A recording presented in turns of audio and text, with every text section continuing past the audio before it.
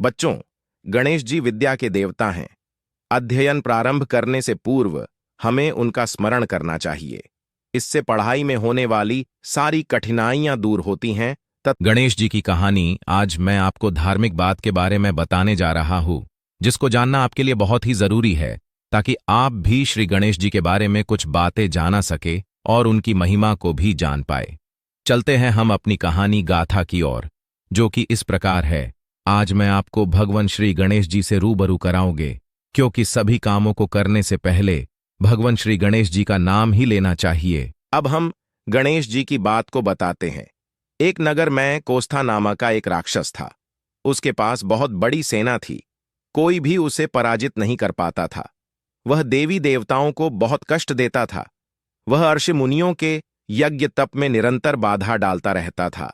उससे त्रस्त हो देवता तथा अर्षि मुनियों ने उसका वध करने का निर्णय लिया। परंतु ऐसे शक्तिशाली असुर को मारेगा कौन? यह प्रश्न सबके सामने उत्पन्न हुआ। तब पथारथ ऋषि गणेश जी के पास गए। उन्होंने गणेश जी से कोस्था का वध करने की विनती की। गणेश जी चूहे पर सवार हुए और अपनी सेना लेकर युद्ध के लिए निकल पड़े। कोस्था के पहरेदारों ने दूर से देखा कि गणेश जी आ रहे हैं।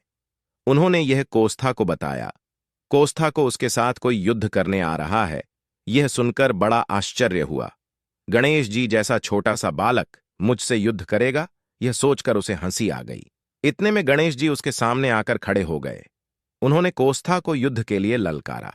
कोस्था गणेश जी को पकड़कर मसलने वाला ही था कि इतने में गणेश जी ने अपना चमत्कार दिखाया। उनका रूप राक्षस से 3 गुना हो गया। गणेश जी ने उसे उठाया और मारना प्रारंभ किया। राक्षस रक्त रंजित हो गया। यह देखते ही कोस्था की सेना वहां से भाग खड़ी हुई।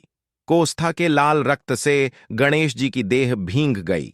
वह लाल सिंदूरी दिख रही थी। अंत में कोस्था मृत्यु को प्राप्त हुआ तथा गणेश जी का क्रोध शांत हो गया।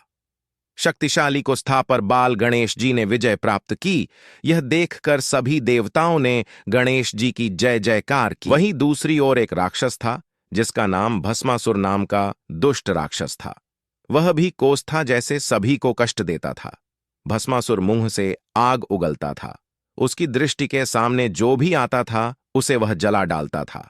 उसके नेत्रों से अग्नि की ज्वाला निकलती थी। मुख से वह अत्यधिक धुआं निकालता था।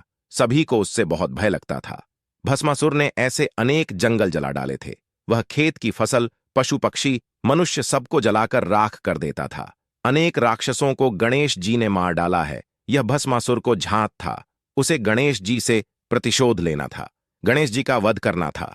इसलिए वह उनको खोजता फिरता था, परंतु गणेश जी उसके हाथ नहीं लगते थे। एक दिन गणेश जी ने अपना छोटे रूप को परिवर्तित कर दिया। वह भस्मासुर से तिगुना ऊंचे हो गए।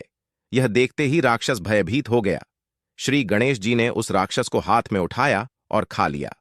इससे गणेश जी का शरीर अत्यधिक जलने लगा।